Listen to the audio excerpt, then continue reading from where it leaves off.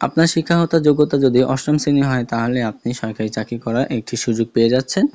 আপনারা দেখতে পাচ্ছেন রাজেন্দ্রপুর ক্যান্টনমেন্ট পাবলিক ও স্কুল কলেজে বিভিন্ন পদে কিন্তু নিয়োগ প্রকাশন হয়ে গেছে। এটা আবেদন শেষ তারিখ হচ্ছে 30 এপ্রিল 2025। তো এখানে আপনারা অষ্টম শ্রেণী এবং এসএসসি এইচএসসি স্নাতক যদি পাস হয়ে থাকেন তাহলে এখানে আবেদন করতে পারবেন। তো কি কি পদ রয়েছে তো চলুন দেখে নিই। প্রথমত যেটা রয়েছে আপনার 12 নম্বরে পরিচ্ছন্নতা কর্মী মহিলাদের একটি পদ রয়েছে। তো এখানে কমপক্ষে অষ্টম শ্রেণী পাস হতে হবে অর্থাৎ জিএসসি।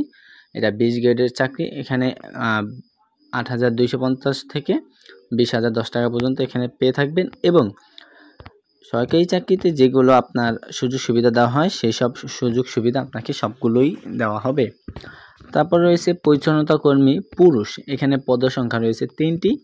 কমপক্ষে এসএসসি পাস অষ্টম শ্রেণী পাস অষ্টম শ্রেণী অর্থাৎ জেএসসি পাস হলে এখানে আবেদন করতে পারেন। বেতনটা সেম একই।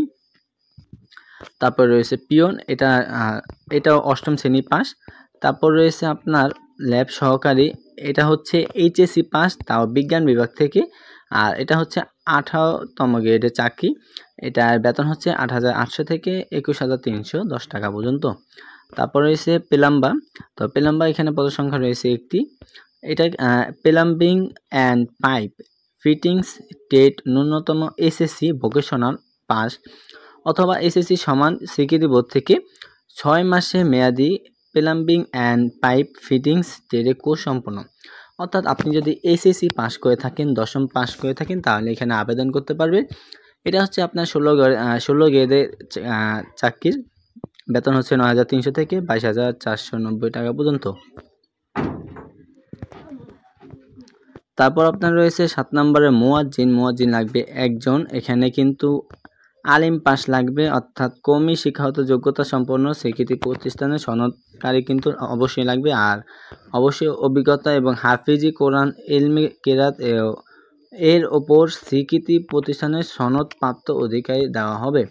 এটাও কিন্তু 16 গ্রেডের চাকরি। এখানে আপনি চাকরি করতে পারবেন, কোনো প্রবলেম নেই।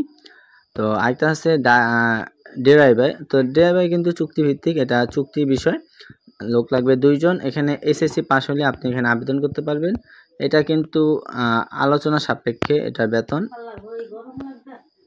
তারপর দেখেন এখানে 5 নাম্বার আছে প্রশাসনিক সুপারভাইজার।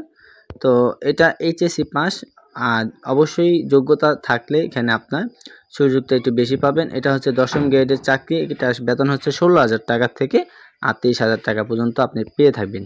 তারপর হচ্ছে আইসিটি অফিসার। এটা কিন্তু অবশ্যই কম্পিউটার বিজ্ঞান, কম্পিউটার এগুলোর থেকে আপনার স্নাতক ডিগ্রি লাগবে।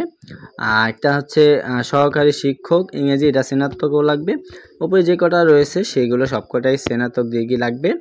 আর 4 বছর মেয়াদি যেটা আছে ডিগ্রি সম্পন্ন বা স্নাতক, যেটাকে আমরা অনার্স বলে থাকি, সেটা হলে আপনি এখানে আবেদন করতে পারবেন। তো প্রথমত যে 1 নাম্বার যেটা, সেটা হচ্ছে 9তম, দ্বিতীয়টা হচ্ছে 10ম, তৃতীয়টা হচ্ছে 10ম এবং আইসিটি অফিসার যেটা, সেটা হচ্ছে 9ম গ্রেডের। 9ম গ্রেডের যেগুলো সেটার বেতন হচ্ছে 22,000 থেকে 53,060। আর 10ম যেটা আছে সেটা হচ্ছে 16,000 থেকে 38,640 টাকা পর্যন্ত। তো কী কী কাগজপত্র লাগবে সেগুলো আমরা একটু দেখে নিই। তো আপনাকে প্রথমে যেটা করতে হবে, আপনার বয়সটা আগে দেখতে হবে। তো বয়সটা আপনার আছে কিনা এখানে দেখেন। 30 এপ্রিল 2025 আবেদনের ক্ষেত্রে দেখেন 1 মে 2025 সর্বোচ্চ বয়সসীমা আপনাকে 35 বছর থাকতে হবে, তাহলে এখানে আপনি আবেদন করতে পারবেন। তো এখানে প্রথমত যেই টাকাগুলো লাগবে, 1 থেকে 4 নং আবেদনের ফিটা 1,000 টাকা। 1 থেকে 4 নং যেগুলো আছে সেগুলো 1,000 টাকা। 2, 3 ও 5 এখানে 1 ও 4 এর জন্য 1,000 টাকা। 2, 3 ও 5 এটার জন্য 700 টাকা এবং 6 থেকে 12 নং পর্যন্ত 500 টাকা আবেদন ফি লাগবে। আর শিক্ষাগত যোগ্যতা সনদ আর জাতীয় পরিচয়পত্র এগুলো কপি সহ ছবি লাগবে আপনার 2 কপি। এগুলো আপনার অনলাইনে কিন্তু আপনি আবেদন করতে পারবেন, বা এখানে লেখা আছে।